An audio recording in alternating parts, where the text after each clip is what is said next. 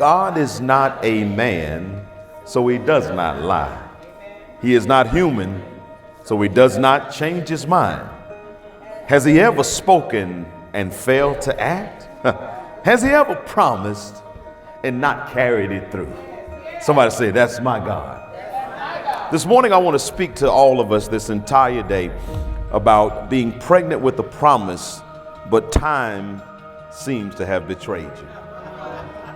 I'm talking about promises and dreams and ideals and things that you desire to do or once dreamed you were going to do. And you look at your life today and you may not be close to where you thought you were going to be. God sent me here in this church today to help you understand something, that when God gives you a dream, you cannot allow anything to abort what you believe you were going to do in life. But then sometimes they can't get the baby out vaginally because the baby is too big to come out that way.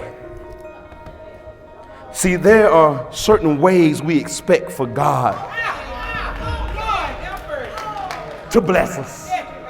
Sometimes we got it all figured out, Vita. We got it pinned out. We know we got it. He's going to do it this way and that way. But sometimes what God has for you is too big for the normal. I wish I had somebody. It's too big for the normal way of delivering. But it don't matter because you wanted to come out. And do you know what they do? They take a device and they cut you right around here. They give you a C-section. I said, why a C-section? It don't look like no C. Look like a line section. But they call it a C-section. I said, Lord, why you call it a C-section? God said, don't worry about why they call it a C-section. Let me tell you why you're going to call it a C-section. You're going to call it a C-section because when it gets too big to come out of the normal way, you can always depend on Christ. Love my own sermon, y'all. You can always depend on Christ to come in and make a way out of nowhere. Now, here's what you got to understand.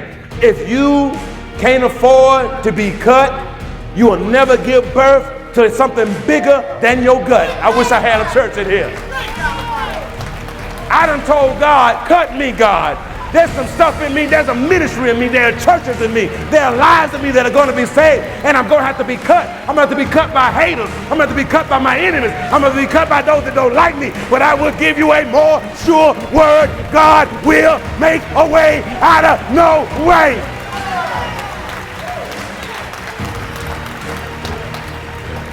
Who am I preaching to today? Somebody say, I'm pregnant with promise, but I'm old, so past. Maybe I'm preaching to the wrong people. Maybe this word just for me and Pastor Tish. Am I preaching to the right people today? And here's what I want you to start doing. I want you to start exercising. Somebody go to the gym? No. I want you to start exercising your faith. I want you to start stretching again in preparation for what God is going to do in your life. What does that look like, Pastor? That looks like you getting yourself together and say, you know what? I don't care how long it takes. I'm going to wait on God to deliver out of me what he delivered into me. Give God praise if you got it. I got it, man. I got it.